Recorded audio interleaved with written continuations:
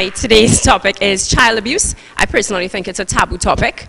Willing to take the wheel and change that is Mr. Benjamin, Shireen, and Crystal Hospitalis. Thank you guys for coming. So I'm going to leave you to do your introductions, because I think that people introduce themselves better than I can. Mr. Benjamin, I think that your bio is very impressive, so please tell the audience a little bit about yourself. So good afternoon to all the listeners. My name is Hanif Benjamin, a clinical therapist, trauma specialist, the president and CEO of the Center for Human Development Limited. Good day, everyone. My name is Shireen Mohammed. I'm an applied psychologist and also the training and project coordinator at the Center for Human Development Limited. Good day, everyone. I'm Crystal Hospitalis. I'm a social worker with a master's degree in social work, macro practice, social work to be specific, with 10 years experience in child protection, child welfare, youth development, and workforce development. And you are a member of the Trinidad and Tobago Social Workers Association, yes? Yes, that's correct. I'm the chair of the Communications and Publications Committee. Tell me a little bit about the association. Well, the association seeks the welfare of social workers in Trinidad. It seeks it helps the professional development of those in the field, and is really dedicated to serving our clients and helping those in society with whatever issues and So is it that all difficulties they may social have. workers are registered with the association? Are they mandated to be registered? No, all social workers aren't mandated to register. Actually, one of the things we're working towards is licensure for the field. Currently, the title of social worker, isn't a protected title, and it's one of the mandates that we're working on to ensure that people who use the title of social worker, are trained and qualified to do so. Right. So what would be the benefit of having someone registered with the association? Well, you have the opportunity to get trainings with us. We do various activities in the community as well. We also we're working on developing a database, a skills database, where social workers can post their resumes, their qualifications, and employers can come to our website to advertise jobs and such. I think I like the idea of everyone being registered with the association because, I mean, I'm not sure, but I'm certain there are a lot of trained, qualified social workers that we are not necessarily tapping into. Yes. Would you agree? Yes, yes, I do. Dr. Benjamin, Speak it into being. he's not a doctor yet, but in our conversation, I know that that's something you're aspiring to, and I believe words are powerful. So we're going to call Mr. Benjamin, Dr. Benjamin, for the entire show, No, because please. Trinidad and Tobago Trinidad and are Tobago. going to join in speaking doctor into Mr. Benjamin today. Tell me about the Center for Human Development. Well, the Center for Human Development is a psychological counseling and training and development company. It was formed in 2013 when I came back to live in Trinidad and Tobago, having trained and studied in the United States. And the premise of the Center for Human Development is really about the vulnerable in our society. We are a trauma-informed company. I'm a trauma specialist, and we look at some of the most difficult situations that our children, adolescents, and family face as they continue to grow and live. So we look at three major areas for the Center for Human Development. We look at the psychological and clinical work that involves individual therapy, group therapy, family therapy, coaching, group therapy, as well as psychological assessment, psychometric, psychoeducational assessment. Then we also... These all seem like very big terms. Can you break it down for us? Well, what you see happening in our schools and in our homes, children are faced with difficulty, whether it is in learning and or behavior. So what we look at through the psychological and or psychoeducational assessment through various measures is really getting a clinical view, if you would, as to where this child is at. And that is what we use to formulate diagnoses. Today we're going to talk a little bit about diagnoses. You hear bandied about ADHD, or attention deficit hyperactivity disorder, ADD, attention deficit disorder, oppositional defiant disorder, and other childhood related disorders. We also look and measure things on the autism spectrum, developmental disabilities, so we capture that in our assessment, right? And then the second part of the company looks at the community, because we believe that we cannot treat people in isolation. We have to look at the social environment, we have to look at the environment which child or family or school is coming from, and work with the entire environment. So we do a lot of work in the community, schools, churches, and other entities. And then the third component, I'll ask Shireen to talk about that, which is our training and development component. So, hi Marsha everyone. So the third component of the Center for Human Development, as Hanif was mentioning, is all about training and development. It's one thing to have the knowledge, to talk about the issues, to discuss it in open forums like these, but what we try to do is take it a step further in terms of building human capacity and developing minds, which is part of our mandate. Strengthening families, building communities, and developing minds. So we also specialize in a lot of training and development. And what is unique and good about our training and product services that we offer is that it's not your typical academic training, but it's what can move your psychology degree, your social work degree, or any training in terms of human and social services to a greater level of practicality and application within the real world to deal with issues like child abuse, diagnoses, and all these social issues that we have to deal with that you would not really get academically from a university degree. So is it that your training is geared towards the professionals? Yes. Not the, so it's, okay, so I'm a parent and I want to know how to deal with child abuse. Do you have that sort of facility for me? As For the Shireen average was person? pointing out, the beauty about how we design our training, it is very, very practical.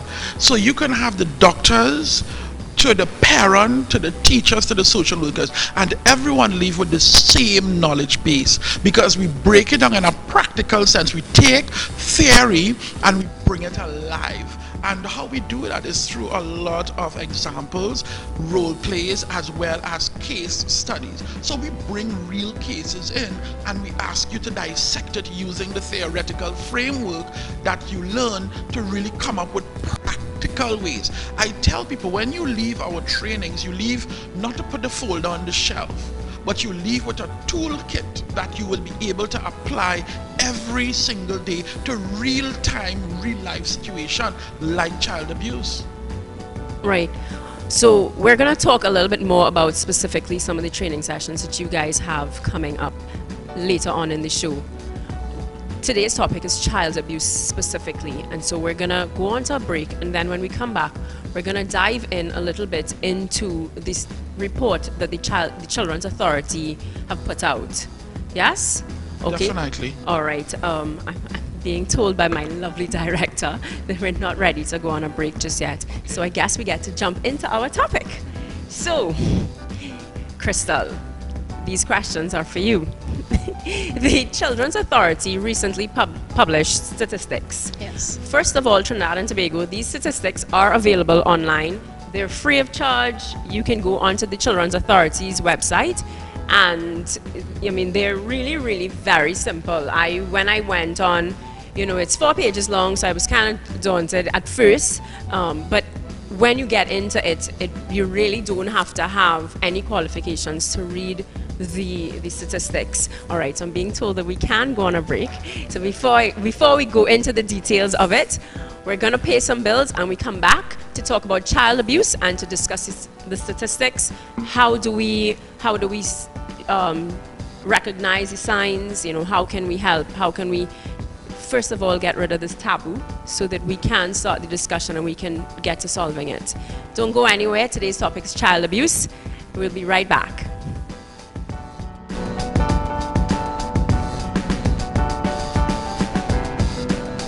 I can't speak to them. That's a good one. Let me see if I can help. First of all, you should never be alone with strangers. because that's the only way that they can harm you. That's called a lone alert. So if you're in a play park and you meet a stranger, I'm going to be with you, or someone from your caregivers list will be with you. And that way we can help guide the conversation, and we'll be there to make sure that they can't harm you. Does that help? Yes, Mommy. Thank you. You're welcome.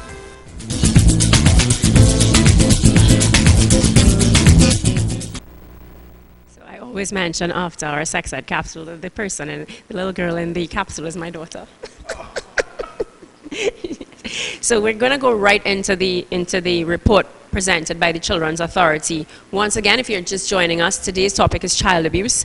This report that we're about to discuss is available online. You can just Google Children's Authority Trinidad and Tobago, and the report is there on their website. It is very easy, and I urge all parents to really go on and have a look at the report. The first thing that jumped out at me on page 1, two things. The Children's Authority says, despite the calls for authorities, for parents, for caregivers, and the general public to be vigilant, what are the calls that they're discussing? Because April, throughout the rest of the world, was Child Abuse Prevention Month. And quite frankly, I thought that, there was nothing. We didn't have a walk. We didn't have, I bought KFC and noticed that the autism ribbon was very, very prominent on the KFC box. McDonald's didn't have a ribbon, for child abuse prevention. Is it that, I know the Children's Authority, when I called them, they were really bogged down with the number of cases. But that's a bit of outing fire versus preventing, where are we going and when are we going to start to use April as a real prevention month? Krista? Well, I don't think prevention can be limited to a month, but obviously it will bring awareness to the issue at hand, child abuse, if there was more promotion of the social concerns around child abuse. But in terms of addressing the issue of child abuse, really, there are prevention programs that have to. There are 3 different levels of prevention programs that are really necessary and needed to address and to prevent child abuse. There are primary prevention programs, which is what you would have been referring to, which would be, the public campaigns to bring awareness around the issue, going into schools, letting children know about the issue, what is child abuse, what do I do if I'm being abused, that kind of thing. So that's the primary prevention programs. Then there's the secondary prevention programs, and those prevention programs deal with the risk factors that typically lead to child maltreatment. Okay, and some of those risk factors. Now, when I list out some of these risk factors, it doesn't mean that everybody or every family that experiences these risk factors will have child abuse in their family, okay? It just increases the likelihood of child abuse occurring, some of these risk factors. So one risk factor is single parent homes.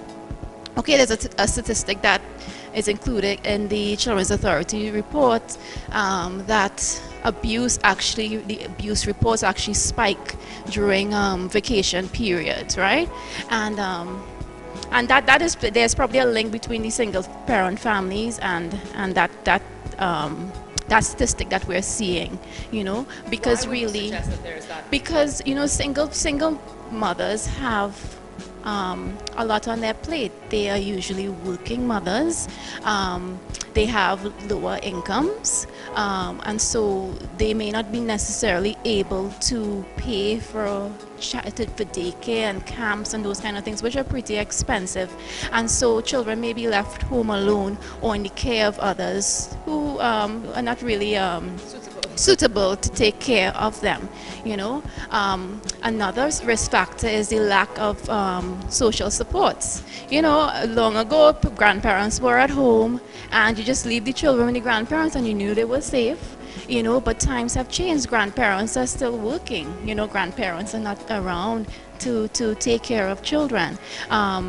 Also, another risk factor Another risk factor is parents' lack of knowledge of child development. You know, some parents don't understand that children go through different stages of development, and so some may be expecting them to be able to do things that they're not really capable of doing, and that leads to extra frustration. It may lead to parents leaving children unattended, thinking, hey, they can handle themselves, which really they can't responsibly, you know. Some additional risk factors would be, well, I already mentioned the income, I believe. Single mothers Right. tend to have Poverty, single mothers tend to have a lower poverty, of course, is a risk factor. Living in neighborhoods where there's violence and it's not safe, that's another risk factor as well. That increases the chances of child maltreatment. What are we doing to raise awareness of these? I mean, I'm hearing this now, we have it on the show, but again, I know that it cannot be done in 1 month, but if in that month we were so silent, then what does it leave for the other 11 months? You know, where are the sex ed capsules being shown? I've seen, you know, the police authority have done a really good job with the road safety. I've seen the ads. Where are the little 30-second capsules being shown during news time to say these are the things that we should be looking out for? Do we have programs in place? I mean, one of our ministers suggested that sex education is something to be done at home, but then are the parents well equipped to have these conversations? You know, I'm going to jump to the last page of the report that indicated mothers are the #1 perpetrator.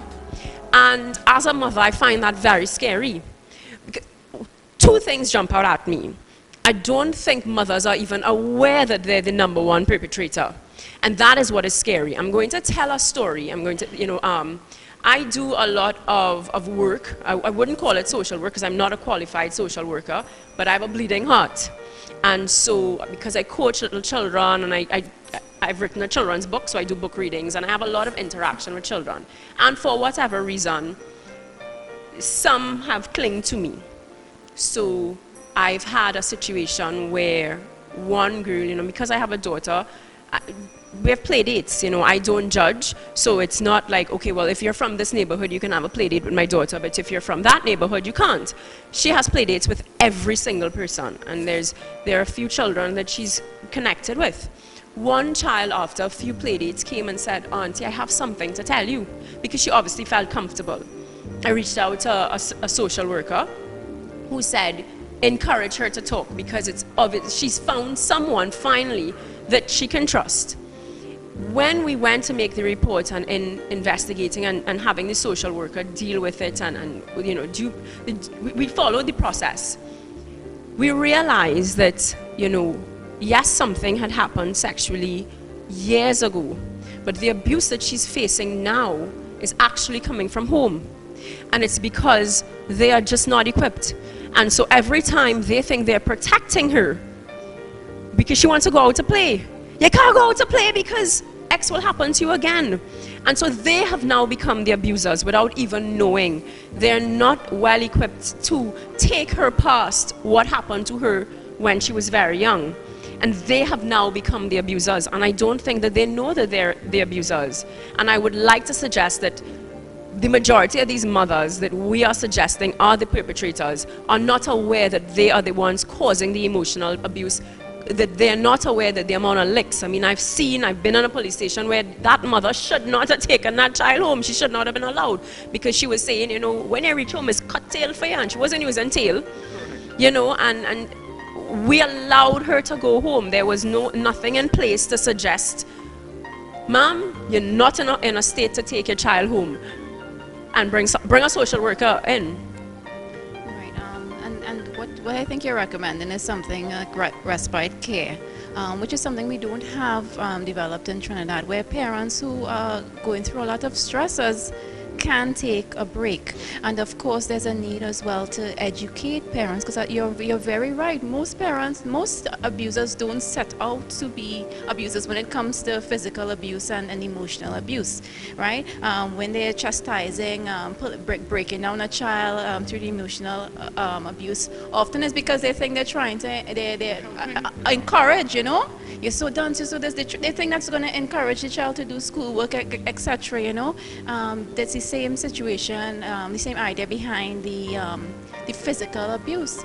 I mean, corporal punishment is widely used. I mean, when you recommend to a parent that that isn't the most appropriate form of discipline, I mean, they look at you as if you're just talking a lot of nonsense. You know, unfortunately for many parents, that's the only tool they have in the arsenal in terms of disciplining their children, and they think discipline is about punishment. But even using corporal punishment, the level is the issue. You know, we're Yes. not equipped to even know. Yes. I mean, I believe in licks. You know, I think there is a place for it. In fact, you know, the Bible talks about it. But in a calm state, it might be a slap, you know, or you know, there are ways for it. And yes, versus I'm just frustrated, I'm angry, I can't even deal with my anger, and so now I'm just beating you. I think it goes along a line, and you know, when you look along that line, it moved from, you know, you did something wrong, I need to punish, but the way we look at it is, no, you need to discipline, because there is a difference between punishment and discipline. Punish is not meant to teach, rather discipline is meant to teach. So you find that if we begin to understand that premise, we move away from the punishment mentality. The second thing is, when you think about the levels of frustration, it starts off with normal discipline, but if you are not able to manage your emotion and or your level of frustration, because most time when we begin this thing about punish, you're thinking about all the frustration you have to go through, especially as the report is indicating single parents. So there's an added level of frustration that Crystal spoke about, and that is where we take it too far or we cross the line. And a lot of times we don't mean to cross the line, you know, because you feel remorse after the fact, because you love your child and you want the best. But do you know how to? Do you have the capacity to understand that what you are doing is creating more harm than good? So what you have happening over time is severe psychological and emotional abuse that would ruin a person for life. So here it is, it happened for a prolonged period. You go into young adulthood and adulthood, and now you're dealing with depression, anxiety, worry, fright, because of what you would have met with in your earlier days. Prolonged, you're talking about from birth till about 13, with constant punishment. That does something to a person, especially because the child is not understanding what you're trying to bring across, because you cannot bring it across at an age appropriate level so that the young child may understand, I am doing this, or I'm taking these actions because of, you know, I want to change a behavior, I want to change an action, so this is why I am doing this. But we don't do that. We beat you, right? And we know in Trinidad, with a beating also come verbal abuse with it, right? So it's you're good for nothing, I should have planted a tree, you're this, you're that, and I am being very kind with my words now, right? But we all know when we're talking about beat, it's the verbal abuse that is hurled at you along with the physical abuse. So eventually you have now been demoralized, you feel as if you are nothing, and that is what, you know, we perpetuate in terms of this abuse. And I think the report is spot on. But more importantly, what I think the report is saying to us is that we have not been at any level having meaningful conversation or even action in relation to child abuse and the taboo way that we look at it. I agree. I absolutely agree. I mean, this particular topic is dear to my heart. It really is. One, because I think if a child is being abused, as you say, I mean, it's a psychological thing. So then that's going to lead to the violence in the schools, because if you're being abused at home, then you're going to come and take it out on somebody else. If you don't have confidence, then you can't in any form or fashion try to go and pass an exam, because you're doubting yourself. You can't take A or B because in your mind you can't be correct. So for me, this topic, it really is dear to my heart, and I would be very honest, I was pretty much upset that, hey, the world is celebrating this month, it's prevention month, and we are not even having discussion about it. Something that I noticed for me on Facebook, I post things on Facebook all the time, and I will have quite a bit of likes. Every time I post something about child abuse, no likes. When the Children's Authority put out the report, it was not number 1 front page, it wasn't even number 2 or number 3, it was hidden into the newspaper. I had to go digging for this information, and the statistics are alarming. I mean, the global statistics are 1 in 5 for boys and 1 in 3 for girls, and that's just the reported numbers. But we're not speaking about it. What for me is even worse is that 1 in 3 mothers, because it's 1 in 3 girls that are being sexually abused or abused, and they're not having it processed. So 1 in 3 women are going to become mothers that take this baggage into a home and cannot process it for their children and for their sons and with their husbands. And I mean, the cycle is continuing. We are creating women that are not in the right frame of mind to raise a household because they have not had it processed. Well, it's not just single out women as well, but men as well. I mean, Hanif and Marsha, you both came up with some really good points in terms of social media, and what you were saying is that you would post something on child abuse and not get any likes. However, if you go on social media, you would see so much videos of abuse, and it's constantly shared, and everyone is looking at it and liking these things. So that speaks to a deeper issue in terms of how holistic child abuse is, in that it's not just physical, it's not just emotional, but the children also have to deal with that added element of being embarrassed publicly. No longer we're dealing with mommy and daddy hit you and it's inside, it's no longer inside. Child abuse is out there, and that is why we have to have these conversations and be bold and be brave about it. One of the things that I want people to understand, we look at something called psychological and physical safety. And it's basic in trauma. If I am not psychologically safe, I cannot feel physically safe. And if I am not physically safe, I cannot feel psychologically safe. So it goes back to the point, Marsha, you were raising about our children being bullied to perform. That is what I call it. We bully our children to perform in a system where they have serious issues dealing with psychological safety and physical safety. Nowhere, once you are not safe, we know that you don't feel safe in your home, you can't sleep. You hear that there was a robbery in the neighborhood, and you don't feel physically safe, you can't sleep, you can't eat, you can't function. Why is that? And it goes the same for our children. When our children are being constantly abused, whether it is physical, sexual, emotional, they cannot function. But then we send them to a school for 8 hours with 8 or how much subjects to do, and we expect them to perform at maximum. And then the teachers who may not understand what the children are going through, you're lazy, you're dunce, you're disruptive, you're this, and the cycle of abuse has now moved from inside the home to our schools and our communities. And we are not, listen, I said that we create the perfect opportunities for our children to fail. We, the adults, create that.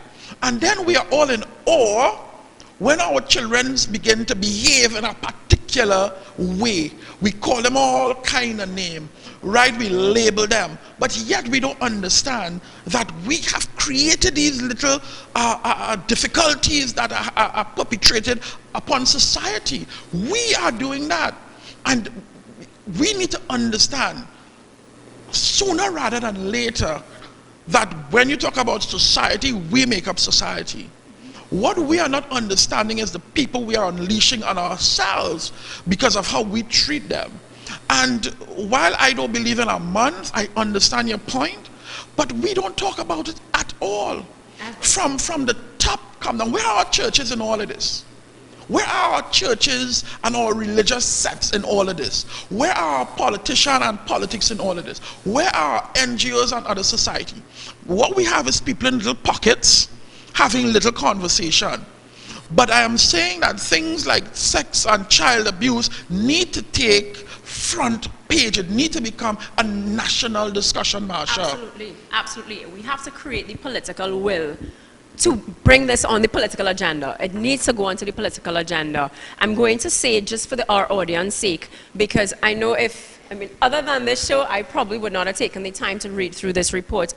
But again, for conversation's sake, I do want some of these things to come out. Just over a quarter of all cases involved children under 6 years old.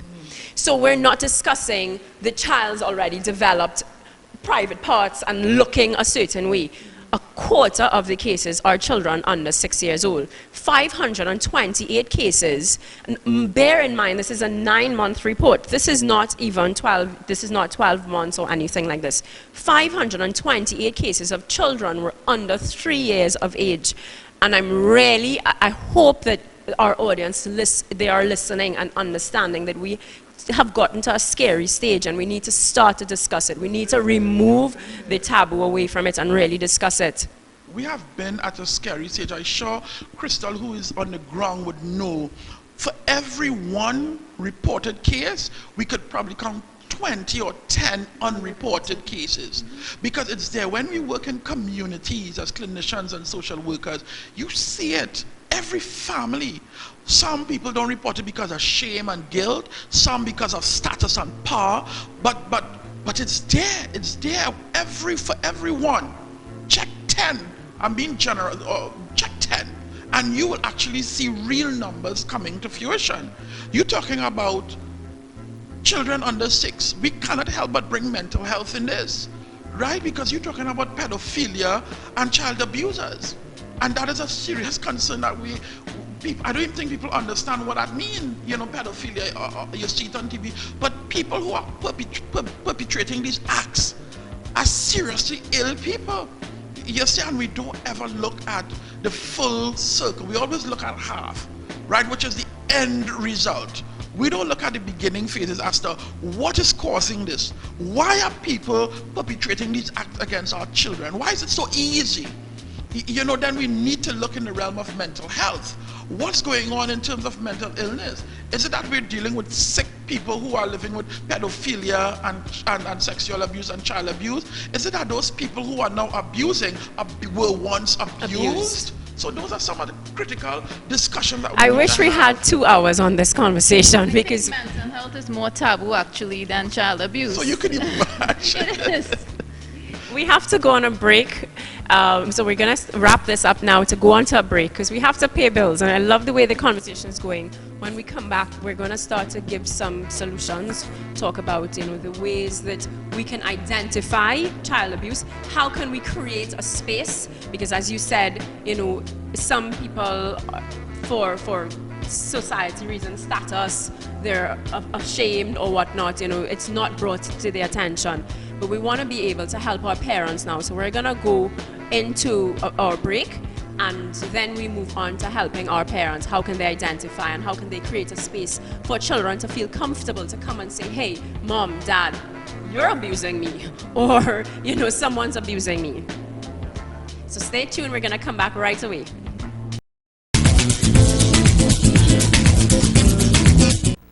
Hi, and we're back. Today's topic, we're talking about child abuse, and we've been having some great conversation. Joining the conversation, we have Hanif, Shireen, and Crystal. We're on a first name basis because we want to make child abuse a comfortable topic. It should not be something that we're afraid to have discussions on. Before we get, what we're going to do in this segment, we're going to offer some telephone numbers. You guys have some training sessions that we're going to talk about to help our audience, to help our nation become equipped to deal with these things. What I want to get into, Crystal, is what are some of the signs that parents can look out for, or maybe even the society? Because if it is that we're saying that mothers are the number one perpetrators, then, the rest of the village, the rest of the community need to look out. What are some of the things that we can be looking out for? Some simple signs that parents can look out for. Well, in terms of physical abuse, the obvious signs would be marks and such on the body, unexplained injuries, burns, those kinds of things. Usually their teachers would probably would probably see these signs more often than not. And sometimes, unfortunately, the teachers are sometimes the perpetrators of the abuse by using excessive corporal punishment. You know, you can tell that a child is being physically abused if they seem extra jumpy. Any sudden movement, they kind of jump, you know, that's one sign that they're being physically abused. Also, if the child is acting out very, very aggressive in school, that could also be a sign as well. Because if there's abuse going on at home, children usually have to hold in their feelings and the emotions have to come out somehow, you know. You might start getting calls about the child may start bullying and such. Often when you call parents in school regarding the bullying, they would say, I don't know where you get that child got that behavior from, but really, as we established earlier, parents are often bullies, you know, and so they just reenact what they've been through.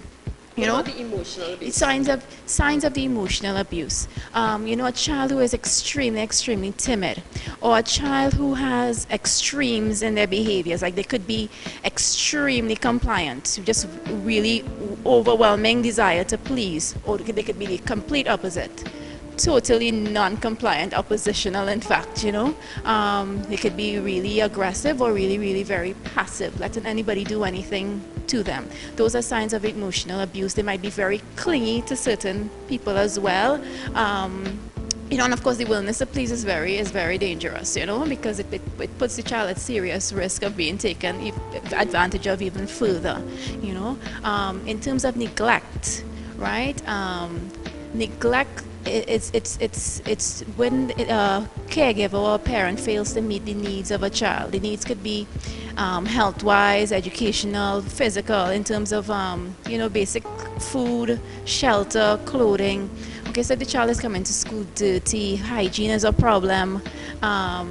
You know, they don't seem to have lunch or snacks, you know, basic things like that. They may start, if you notice a child is stealing, that's a sign of neglect as well, you know, being left in school very late hours, being inconsistent with coming to school and such. Those are they're being left home alone. Often if you notice as neighbors, you notice that the child is home unsupervised for extended periods of time. Those are signs of neglect as well. Would you like to add? No, I think, Crystal, I think she gave you a litany, a powerful litany. My only thing I want to add to this, as Crystal has pointed out, our children, they don't pull up a chair, cross their leg and say, Miss, I was abused last night. They speak through everything that Crystal is saying, through their emotion and their behavior. And too often, we misinterpret their emotion or behavior to be bad behavior, or you're miserable. Right. And we're not understanding that all that Crystal listed, both on the emotional spectrum and the physical spectrum, are what they do. They talk to us through their emotion and through their behaviors. And if you are not cognizant of that fact, you miss it for being miserable. And of course, you're going to get labeled or mislabeled, depending, and now you're going to be known as a mischievous child, or a child who don't pay attention, always smelling or what.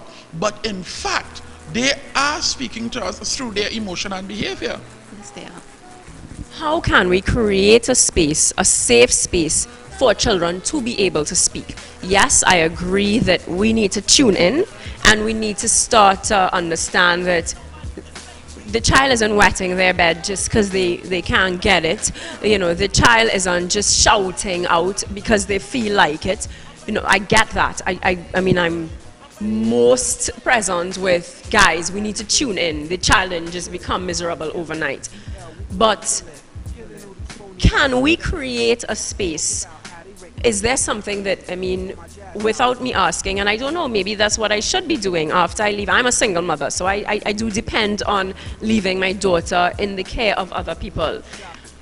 Should I be asking? Say, hey, you know, I mean, how was it today? What are some of the subtle ways that I can ask questions to encourage conversation, to encourage dialogue, that are you being abused? What are some of the ways that maybe even as a mother, if I am being the abuser, if I am the one giving that emotional abuse or whatnot. Some of the statements, some of the questions that I can ask, how can I create that space to allow my child to have conversation and to say, look, I'm being abused, whether it be sexually, emotionally, physically, whatever. Mom, I don't like this. I think, and Crystal could jump in here and help me as well as Shireen. To me, the thing we need to start with is age-appropriate conversation.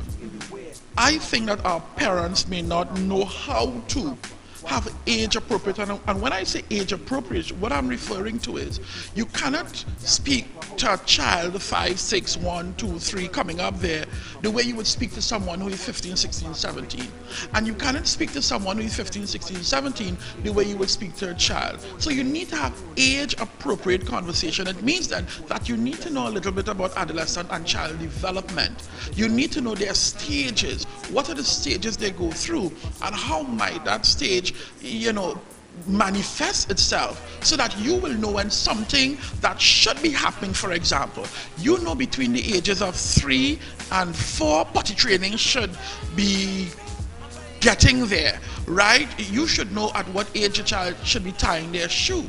You should know that this child stopped wet their bed at 4, but now at age 6 and 7 you're now wetting your bed again. So you need to know these stages of development. That is number one in terms of really beginning the conversation. Secondly, I think you need to have frequent conversations with your children. Not just when things are bad or when you suspect, but it should be a constant line of communication. But because we live such busy lives now, we use it as an excuse. So from the time the child comes home, you are not emotionally or physically there. You're preparing for the next day. So you leave all of those conversations to someone else. And it might be someone who may not be the right person to have this conversation. I don't know, Crystal, you could jump in there or should. So yes, there's a need, of course, as well to start educating children early on. It's taboo to speak about sex education, for example. Because if you mention sex education in the same sentence with children, people assume you're talking only about the birds and the bees and nothing else. But sex education starts as early as 18 months. You can start as you're bathing a child to teach the child the names of their body parts, teaching children that they have ownership of their body. It starts that early. They have ownership. Nobody else is in control of your body. And if somebody's doing something to you that makes you uncomfortable, you have the right to speak up and say no. So teaching children to be assertive is very important, which is something in our culture we have a problem with. Children need to be obedient, but no, children also need to be assertive.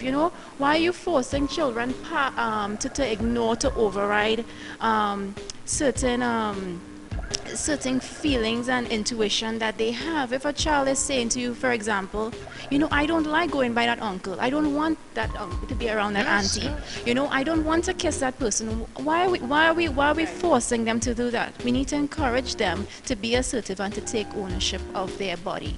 And they need to understand that nobody at all owns their body, not even mommy or daddy. Often when I did do psychoeducation workshops with the very young ones, you tell them, the basic things around sexual abuse. Nobody is to touch your private parts, except if you're bathing and whatnot. And if you're old enough to bathe and clean yourself, then nobody should be touched. Those basic kind of rules. And then in the end, when I check with them and I say, well, who is allowed to touch your private parts? They'll say, mommy, and well, grandma, and they will give you the whole list because they've been conditioned to think that anything that mommy and grandma and whoever wants to do, they can do, because that's a person I trust. You also need to encourage. One of the main reasons I think parents should stay away from the corporal punishment is that it encourages children to lie and to hide things, because you can only beat a child after something has happened and if you catch them doing it, right?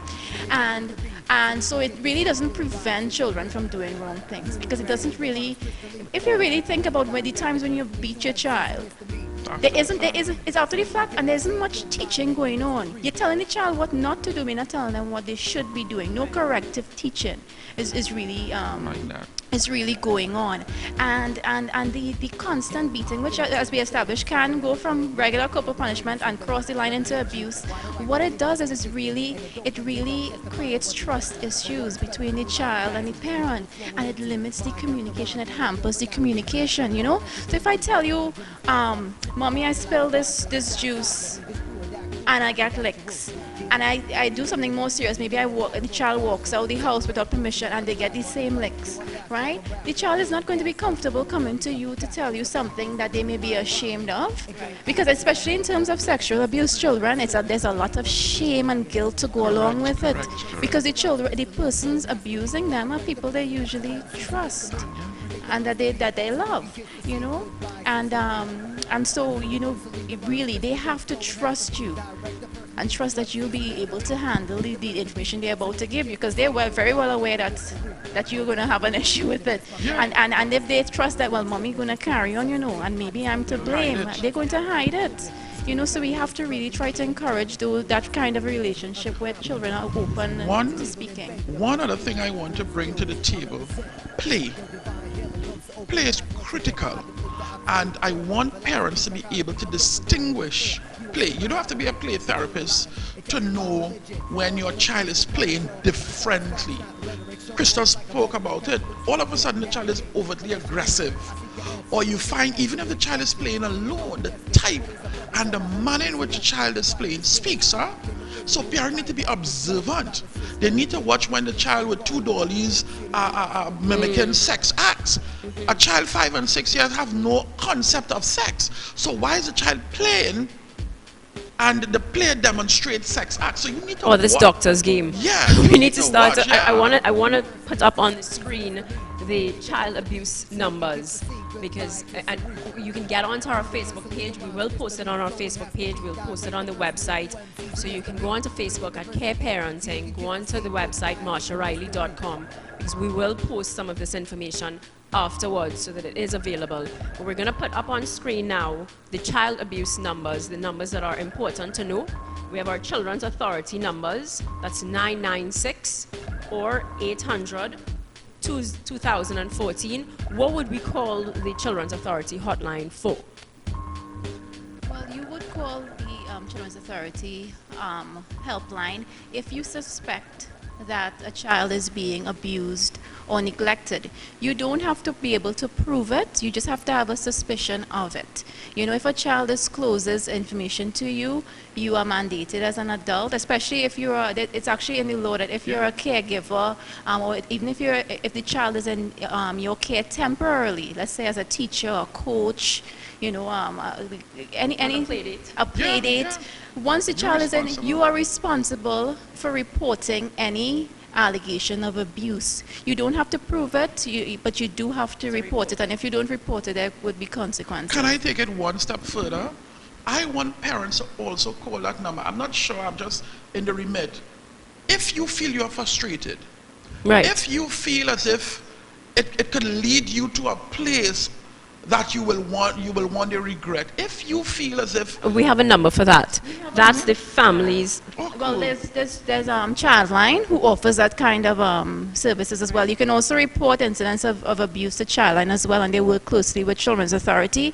And the Line is 131 or 800 4321, correct. Okay, and you can call to get information and help regarding parenting when you're in crisis and you really do feel that you're at your wit's end and you're about to do something serious. You can call them for help. Families in Action is also another one that you can call. That number, I believe, is also up. 2333. Yes. Okay. That is excellent. All right, so we do have to go on a break, guys. I'm so sorry we have to pay the bills because I'm loving the conversation. I'm sure our audience really appreciating all the information that you're giving to us. Please visit our Facebook page, Care Parenting, so that you can make yourself available all the different information. My director's telling me that I'm getting some more time. He's being so kind and generous today. I'm hearing him saying yay. I guess he loves this topic as well. So what I want to do then, seeing that we're getting to speak a little bit longer. So we've discussed, ways of of making the conversation comfortable, and we've discussed some of the early signs. What I want to know now is, we just have about 4 more minutes before we actually have to wrap up the show. What are some of the closing things that you guys think that the audience needs to know? How can someone who are all these services free? Talk to the general public now. What are some of the final closing comments that you want Trinidad and Tobago and the rest of the Caribbean to know to really start getting rid of this issue of abuse? Now, if a child comes to you and a child discloses any kind of abuse, it's because the child trusts you, and the child has put a lot of trust in you, and you have a huge responsibility. You have the responsibility to act on what the child has told you. People tend to believe that children lie about abuse, but if the statistics don't show that, actually, I think 96% of the times that children report abuse, it's actually true. It's actually truthful, So because it's so difficult to believe that another human being can do so many things that children may say to a child, people tend to believe this must not be true. And if a child discloses to you, you just need to listen, right? You don't need to judge. You shouldn't question them about, why you didn't, you're sure, why you didn't say it, it's happening so long, how come you didn't tell me before? And you need to assure that child that you believe them. Assure that child that you are going to get help. Don't make promises to the child like you're going to keep it a secret, okay? Because you're going to have to act on what the child discloses to you. It's important if you call either of those numbers, Children's Authority or Childline, that you have some basic information though, You need to know what happened, right? Where it happened, when it happened, and who did it, and what was the relationship between the child and that person. That's some basic information. Now, these calls are confidential. They are confidential, so they won't give your name and telephone number to anybody. But 800 numbers, so are they costly or are they No, free? they're free of charge at 24 hours. But they may ask you for identifying information. Just in case they do need some further details. Let's say they can't find the house or something and they need, if they can't get back to the person who made the initial report, sometimes it delays the response or hinders any action from taking place. But will they take the call if it is that you're not prepared to give that reporting information? Yes, if you're not prepared to give your contact information, they will still take the report. They will still take it.